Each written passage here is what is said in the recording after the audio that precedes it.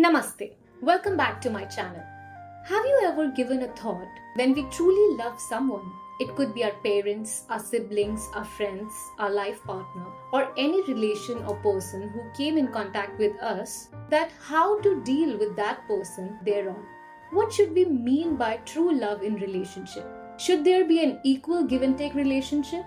Or a relationship where you are giving without any expectation in return? Or do you want that person to listen to you and become that which you want them, so then you love them? Or just become what the other person expects from you in love? Well, let's find out the 4 crucial dimensions of true love. Zen master Thich Nhat Hanh, a global spiritual leader, poet, peace activist, renowned for his powerful teachings and best-selling writings on mindfulness and peace. He was a Vietnamese Buddhist monk who was known as the father of mindfulness. Let's hear out about true love, a practice for awakening of heart. When we have the energy of compassion in us, we can relate to the world very easily, because that kind of energy helps us to get out of our prison of loneliness. Those who have no compassion, they are very alone because they have no ways to relate to other living beings. Having the energy of compassion in you, you are already a happy person. Every time you can do something to help another living being, the joy always returns to you. You have to practice looking deeply into the nature of your love, and you can always improve the nature of your love. There are kinds of love that brings us a lot of sorrow, jealousy, hatred, a lot of suffering, because they are not true love. True love within the Buddhist teaching has to contain the element of loving kindness. Maitri is loving kindness, the capacity of offering happiness. Making another person happy is an art that we have to learn. According to the practice, you have to understand the real needs of the person, and you have to practice looking deeply. If you do not know what the other person really needs, you will not be able to provide him or her happiness. And if you don't have time, how can you look deeply into the other person? So, take time, practice looking deeply into him or her and see what kind of needs he or she has. Maybe what he or she needs is not a lot, just your attention, your capacity of listening, your capacity of talking in a nice way. The second element of true love is compassion, karuna, the capacity of transforming the pain in the person you love. Your presence is necessary. If you don't show that you understand that suffering, then you cannot practice karuna, compassion, just by the way you behave, talk, and act. Maybe you are the cause of that suffering. You have no capacity to listen deeply to that person.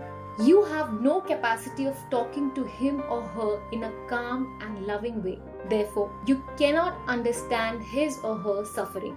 Now, if you are able to practice loving speech and compassionate listening, you might by yourself transform the suffering in him or her. That is true in most cases. That person might confront easily the other difficulties in life if he or she is supported by you, understood by you, and feels that you are on their side. That is compassion, the fruit of meditation, looking deeply.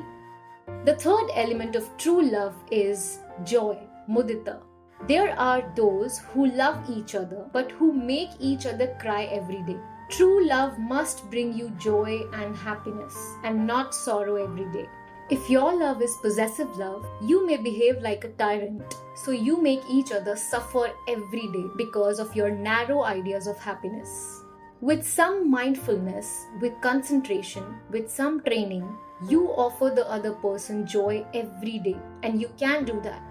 The fourth and last element of true love is freedom, equanimity. If by loving, by being in love, you feel that you're losing your freedom, you have no space to move anymore, that's not true love. That is why in true love, you have to offer yourself and the other person space and freedom. To love in the context of Buddhism is above all to be there with your full presence in the here and now. The most precious gift you can give to your beloved is your true presence, like meditation.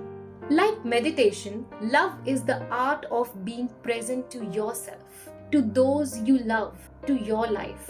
Meditation is to bring mind and body together in presence. Breathing in, I know that I'm breathing in. Breathing out, I know I'm breathing out. Dear beloved, I'm really here for you. You must say that with your body and mind at the same time, and then you will see the transformation. When you are really there, you are able to recognize the presence of the other. To love is to recognize. To be loved is to be recognized by the other. When you live this, you will see this person blossoming and opening like a flower. If you are not really there, nothing is there. To practice this, it is also necessary to practice oneness of body and mind. Practice noticing your breathing often and feel your energy live with joy. Let's embark this journey of life by being present here and now and feeling that presence with mind and body. Thank you so much for listening patiently. Let's make this world a better place to live in with love, compassion, joy, and freedom. We'll meet in the next video. Till then, stay safe, stay sattvic.